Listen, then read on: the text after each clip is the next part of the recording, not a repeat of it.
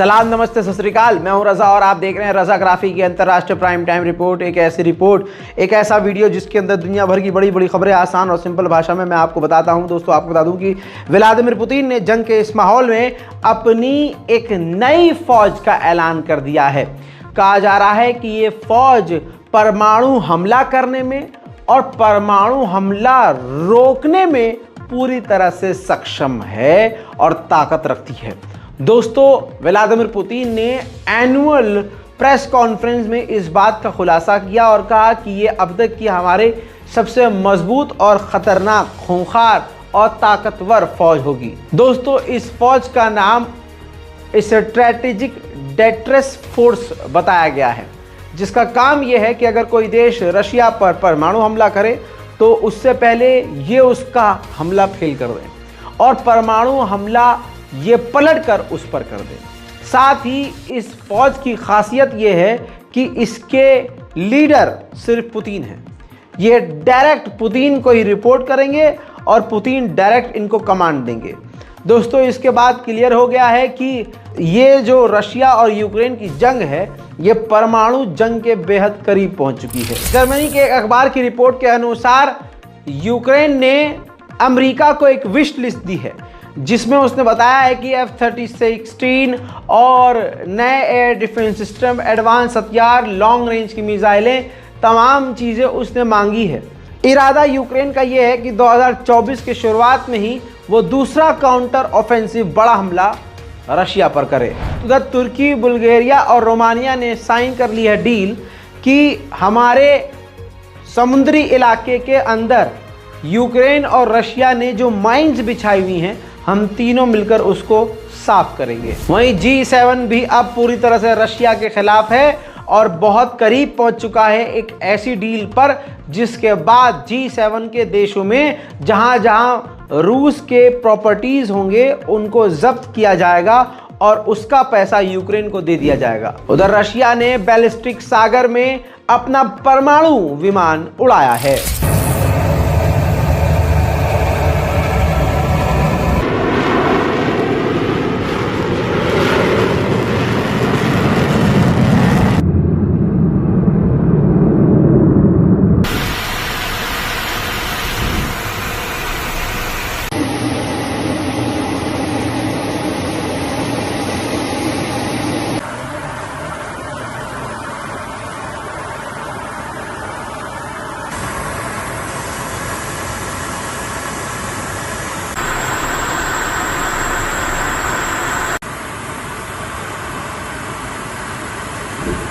Russia अपनी सबसे ज़्यादा जो मिसाइल इस्तेमाल कर रहा है उसका नाम किंजल है। उसकी जब जांच यूक्रेन ने करी तो पता चला कि उसके अंदर सैकड़ों से ज़्यादा पार्ट विदेशी हैं। जिस मिसाइल के अंदर 100 से ज़्यादा पार्ट तो खुद अमेरिका और जर्मनी, फ्रांस के हैं।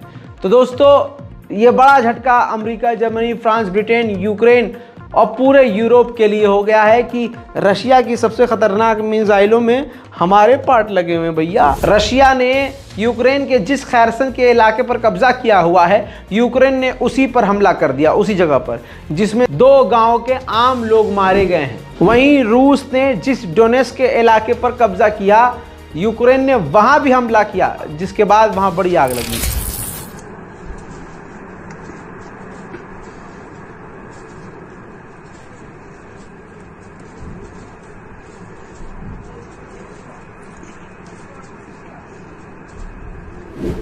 बता दूं कि G7 के जो देश हैं वो रूस के हीरो पर, यानी रूस के डायमंड पर पाबंदी लगाने वाले हैं। लेकिन इससे बड़ा नुकसान भारत की डायमंड की कंपनियों को होने वाला है। जी हां, रशिया लपेटे में आ रहा है तो ऑटोमेटिकली लपेटे में भारत भी आ रहा है। मेरे दोस्तों, उधर ईरान के अंदर बड़ा कांड हुआ। ईरान के अंदर Su-22 attack fighter jet crash हो गया। गनीमत ये रही कि पायलट ने अपने आप को सही वक्त पर इजेक्ट कर लिया। पायलट बच गया लेकिन फाइटर जेट खत्म हो गया। देखिए,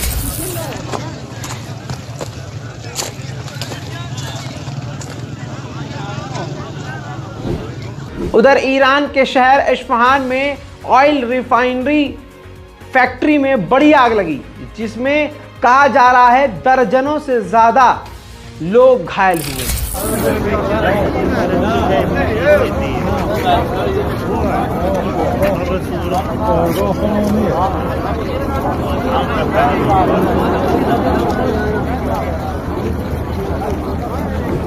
मेरे दोस्तों, तालिबान ने अमेरिका की नींद कुछ इस तरह से उड़ाई है। दोस्तों, ये तस्वीर देखिए, जो हेलीकॉप्टर ख़राब थे और उनको अमेरिका और दूसरे देश छोड़कर चले गए थे, उसी अफ़गानिस्तान में उन हेलीकॉप्टर्स को तालिबान ने ठीक किया और अब तालिबान की एयर फोर्स उसका इस्तेमाल कर रही है, उसको उड़ा रही है और एयर ड्रिल कर रही है। उधर भारतीय नेवी को काफ़ी मजबूती मिली है, क्योंकि अमेरिका की कंपनी लॉकहीड मार्टिन ने एक एग्रीमेंट के आधार पर 6 Romeo attack helicopter Indian navy को सौंप दिए हैं। 2025 तक 24 अटैक रोमियो हेलीकॉप्टर भारत को देने हैं, जिनमें से वो 6 दे चुका है। मैं आपको बता दूं कि भारत का बुरा वक्त चल रहा है, क्योंकि पनौती की वजह से भारत को नज़र लग गई है। मेरे दोस्तों, भारत पर इल्ज़ाम ये है कि विदेश में अपना ये काम 35 करता है। भारत की एजेंसियां अपने खिलाफ बोलने वाले लोगों को विदेशों में मरवा देती हैं। याद होगा, अमेरिका के अंदर पन्नू के कत्ल का इल्ज़ाम भारत पर लगा और बाइडेन सरकार ने जमकर मोदी सरकार की आलोचना करी। और आपको अब ये बता दूं कि मोदी सरकार को ये उम्मीद थी कि बाइडेन सरकार में अमेरिका की संसद में बैठे हुए जो भारतीय मूल के बड़े बड़े नेता हैं, वो भारत का बचाव करेंगे। लेकिन मेरे दोस्तों, पनौती तो पनौती है, उल्टा हो गया। अच्छा कुछ हो ही नहीं सकता। हिंदी के अखबार का सोर्स आपके सामने है। बता दूं कि 5 बड़े अधिकारी, जो बड़े एमएलए हैं, समझ लीजिए वहां के बड़े नेता हैं बाइडेन सरकार के, 5 भारतीय मूल के, जिनका इतिहास भारत से है, जिनकी पैदाइश भारत की है, जिनके माँ बाप भारत के हैं, सांसद हैं अमरीकी। एक का नाम है एमी बेरा, दूसरा है प्रेमिला जयपाल, तीसरी हैं रॉ खन्ना, चौथे हैं राजा कृष्णमूर्ति और 5वें हैं श्री थानेदार, जो शुक्रवार को पांचों ने मिलकर बयान दिया है। उसने भारत की मोदी सरकार को हिलाकर रख दिया है। उन्होंने मिलकर भारत के खिलाफ ही बयान दे दिया और कहा कि यह बेहद गंभीर मामला है। भारत ये कंफर्म करे, यकीन दिलाए कि ऐसा फिर कभी नहीं होगा। भारत ऐसी साजिश अमेरिका की सरजमीन पर दोबारा ना करे और जांच में हमारा पूरा सहयोग दे। लीजिए, बाइडेन सरकार ने भी खुलकर मोदी सरकार को जलील किया। तो मोदी सरकार जो सोच रही थी कि वहां मौजूद जो भारतीय हमारे सांसद हैं, भारतीय मूल के सांसद, वो हमारा साथ देंगे, तो उन्होंने भी मुंह पे थूक दिया। मेरे दोस्तों, ये देखिए, कुवैत के अमीर का देहांत हो गया, इंतकाल हो गया, क्योंकि काफ़ी लंबे समय से बीमार चल रहे थे। अब आप कहेंगे रजा भाई, इसमें हमारे लिए बड़ी खबर क्या है? तो बड़ी खबर भाई साहब ये है कि कुवैत के अमीर मरे तो मोदी सरकार ने भारत में एक दिन के शोक का ऐलान कर दिया। यही मोदी सरकार न जाने कितने मुसलमानों के मॉब लिंचिंग को शायद करवाती है या फिर चुप रहती है। इसी मोदी सरकार के टी राजा जैसे गंदे नेता मुसलमानों के जेनोसाइड और बाइकॉट और कत्लेआम की बात करते हैं। यही मोदी सरकार खुद के मुसलमानों का बाइकॉट करती है और विदेशी मुसलमानों के मारे जाने पर शोक का ऐलान करती है। कहा जाता है कि यह डबल इंजन की सरकार है। मैं यहां पे कहना चाहूंगा, डबल इंजन की सरकार नहीं, डबल फेस वाली सरकार है। गजब बेइज्जती है। उधर अमेरिका ने नॉर्थ कोरिया को धमकी दी है कि अगर नॉर्थ कोरिया ने गलती से भी अमेरिका पर परमाणु मिसाइल दाग दी तो इसके रिजल्ट में ये होगा, तो किम जोंग का जो शासन है खत्म हो जाएगा। तुर्की को एक बड़ी सुकून वाली खबर मिली है। तुर्की ने खुद बताया है कि अमेरिका से F-16 विमान के ऊपर बात करने पर हमें बहुत पॉजिटिव रिस्पॉन्स अमेरिका के जरिए मिला है। दोस्तों, पाकिस्तान में भी बहुत ज़्यादा पॉल्यूशन है, एयर पॉल्यूशन है। आपको बता दूं कि कंगाल पाकिस्तान के ऊपर यूएई को तरस आया। कराची से लेकर 10 अलग अलग इलाकों में यूएई ने वो जो साइंटिफिक मेथड का इस्तेमाल करके बादल के जरिए ज़बरदस्ती टेक्निक है भाई बारिश करवाते हैं, तो यूएई ने फ्री में करवाई है 10 जगह, कराची के अलावा 10 अलग अलग जगह पर पाकिस्तान में बारिश। कुदरत के साथ खिलवाड़ इसे कहते हैं। मेरे दोस्तों, अमेरिका पहुंचे हुए हैं पाकिस्तान के आर्मी चीफ। ताज़ा तस्वीरों में आप अपनी आंखों से देखिए, अमेरिका के टॉप लीडरों से उन्होंने मुलाकात की है।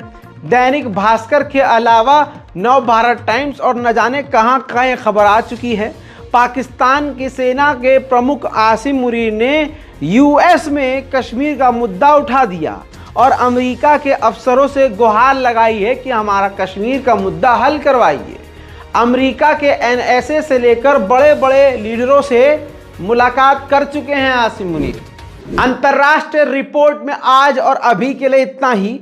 चैनल को सब्सक्राइब कर लिए, वीडियो को लाइक ज़रूर कीजिए और अपनी राय कमेंट में ज़रूर लिखिएगा, ताकि दुनिया की तमाम बड़ी बड़ी खबर आपको बड़ी हिम्मत के साथ में इसी तरह से देता रहूं। एक कमेंट से मुझे हिम्मत मिलती है और इसके अलावा आपसे मैं चाहता ही क्या हूं। चैनल को सब्सक्राइब कीजिए। जय हिंद।